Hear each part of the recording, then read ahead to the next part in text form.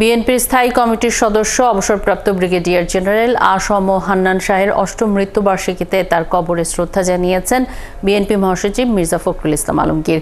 পাশাপাশি তার মৃত্যুবার্ষিকীতে স্মরণ সভা করছে বিএনপি। এতে প্রধান অতিথি হিসেবে উপস্থিত থাকছেন বিএনপি মহাসচিব মির্জা ফখরুল ইসলাম আলমগীর। এই বিষয়ে আমরা আরও খবর জানব, যুক্ত আছেন সহকর্মী রহিম রুমন। রুমন, আমরা জানি যে জুমার নামাজের পরে স্মরণ সভা শুরু হওয়ার কথা, আপনার কাছে কি খবর আছে?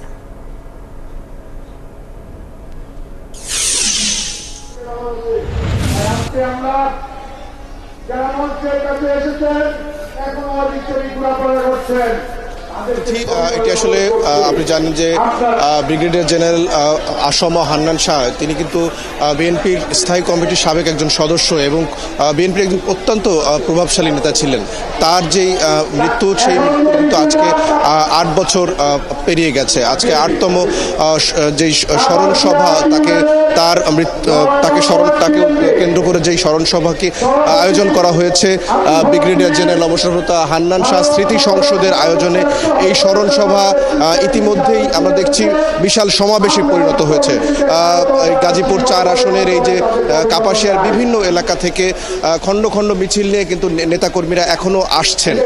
যদিও এখানকার এই যে স্মরণ সভার প্রধান অতিথি কিন্তু আপনি জানেন বিএনপির মহাসচিব মির্জা ফখরুল ইসলাম আলমগীর, তিনি এখনও সমাবেশস্থলে এসে পৌঁছননি। আপনি যেটি বলছিলেন যে কিছুক্ষণ আগে, অর্থাৎ জুমার নামাজের পরে তিনি তার যে হান্নান শাহের যে কবর সেটি জিয়ারত করেছেন, সেখানে নেতাকর্মীদের নিয়ে তার কবরে শ্রদ্ধাও জানিয়েছেন।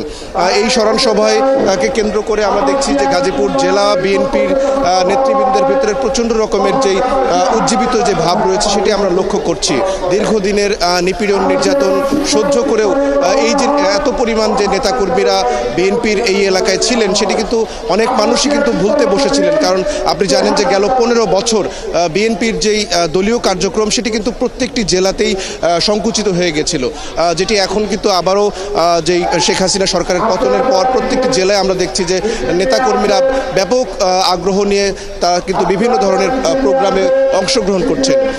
ব্রিগেডিয়ার জেনারেল হান্নান শাহ যদি কথা বলি, যে তিনি কিন্তু ১/১১ সময়ের যেই সরকার ছিল, সেই সরকারের যেই রাজনীতি বিমুখ যেই কর্মতৎপরতা ছিল, সেই তৎপরতার কিন্তু তাকে প্রথম প্রতিবাদী হিসেবে কিন্তু তাকে আখ্যায়িত করা হয়। এছাড়া বিএনপির দুঃসময়ের কাণ্ডারি এবং বিএনপির দুঃসময়, সেই সভা শুরু হলে এবং মির্জা ফখরুল ইসলাম আলমগীর যখন বক্তব্য রাখবেন, নিশ্চয়ই আমরা আবারও ফিরবো আপনার কাছে।